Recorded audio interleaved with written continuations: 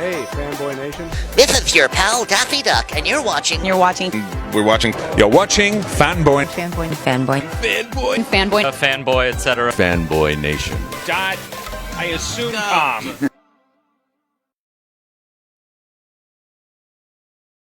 Eric Bana, it is a huge pleasure to chat with you. We'll go back to the Hulk. I don't know why they didn't just paint you green with you being 6'3" like myself. It would have just been a whole lot easier, for you along the way. It was much easier for me to just see it all done by computer. Well, listen, we're talking today about the Dry 2, Force of Nature, the Dry 2, the sequel to the Dry, based on the best-selling novel series, where you get to work with Jane Harper, who wrote the original series, and Robert Connolly again. What's it like revisiting this character and this story from as a continuation? Yeah, I mean, it's amazing. It's the first time in my career I've had a chance to follow up a character for a second time. So it was weird going into pre-production when we were producing to sort of like already know the character and like, okay, well, I don't have to do not as much background work because I know who he is and where he's from and all that sort of stuff. So that felt amazing. And then just to get a chance to kind of expand on the character is, you don't do that unless you're working in television normally. So it was great fun.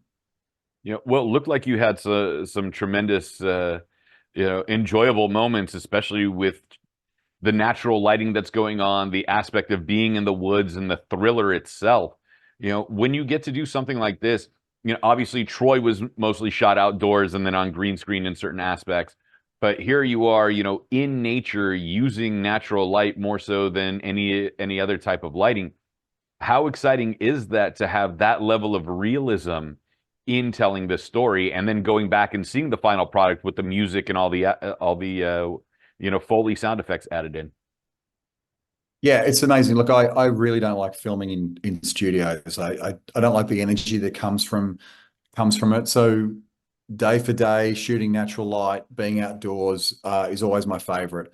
And so to get a chance to do that here and to make a couple of films where we, as producers, get to show what the Australian landscape is like for real, as opposed to a kind of like a caricature version of Australia, to let people see two different, vastly different types. As Jane Harper does a great job of making the landscape one of the characters in the story or an essential element of the story. And so, with the Dry, we're in a very small rural country town, and in Force of Nature, our setting's completely different. We're in a rainforest in the middle of winter and enduring all the things that go with that. So it was brutal to film, but also beautiful, and we got to film in places that no one's been allowed to get access to before. So that was really exciting.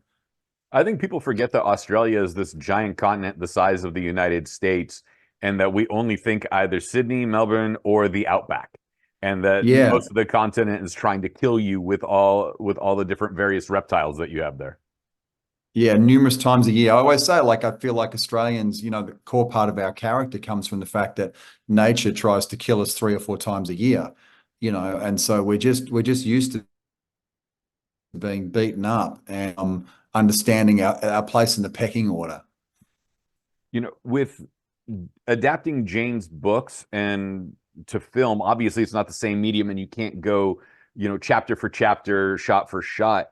How is it like for her and for Robert, since they both co-wrote the film, to adapt a novel into a film series and not be so married to the written word that was in, a 300-page book versus now a 2-hour film? Yeah, Jane's amazing to work with. She actually really stays away from the writing process. Rob adapted both books and wrote those screenplays. So he would let Jane know what, his thoughts and ideas and so forth. And she was very, very trusting, particularly after the first film, which she just loves. And she loves this one as well. So it's very helpful to us to have the support of the author, especially an author with such a huge fan base. But she really understands that there is a difference between the two and respects the process and our respect for her work as well as filmmakers to do the right thing, but also to change what we need to change in order to justify wanting people to come to see it on the big screen. You know, that's what we're making it for. We're not making it for the small screen. We're making it for the big screen. And so we have to make the right choices for that. Well, luckily the film comes out on Friday, May 10th, that everyone gets to enjoy Force of Nature, The Dry 2. Hopefully we get a third installment. And I'm going to leave you with this, since you were a footy player. You know, next championship game, who do you got? Oh, for my team, you mean like for Australian rules football? Who you're picking? Personal bias aside. Yeah, well, our next game's up against Hawthorn down in Tasmania. We should win that game, no problem.